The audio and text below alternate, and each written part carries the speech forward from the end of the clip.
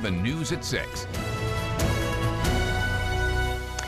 Good evening. We begin tonight with details of the drowning at Two Rivers Bridge yesterday afternoon. Family members have confirmed the death of 71-year-old Steven Sherrill Sr.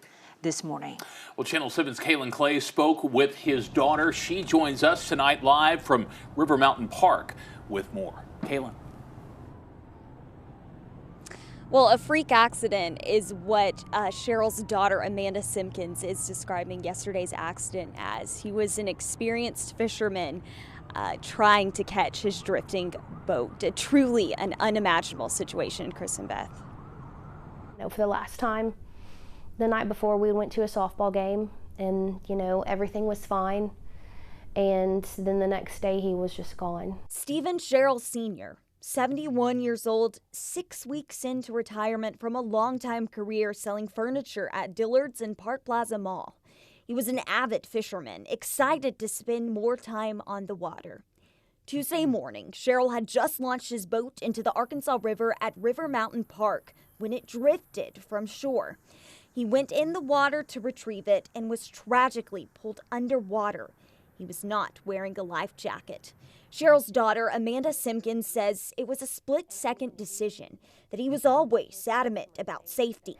And it just unfortunately didn't work out the way he hoped. Houston resident Lynn Bennett, who was in town visiting family, was near Two Rivers Bridge when she heard his calls for help. I heard a man's voice yelling and couldn't see through the trees. And as I got closer to the walk bridge, there was another woman there, and she was getting her phone, and we heard yelling.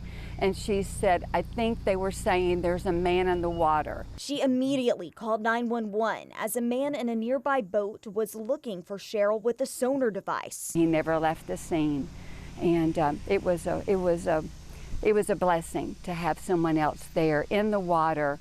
And he wasn't calling for help. He was just doing what he could do to assist the person that was in the water. The reality of what's happened is still very raw for Sherrill's family.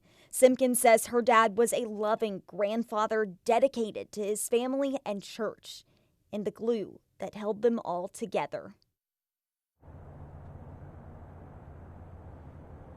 Well, Simpkins says Baptist Health made a special exception for their family to be with Sherrill after visiting hours so they could share those final moments together as a family.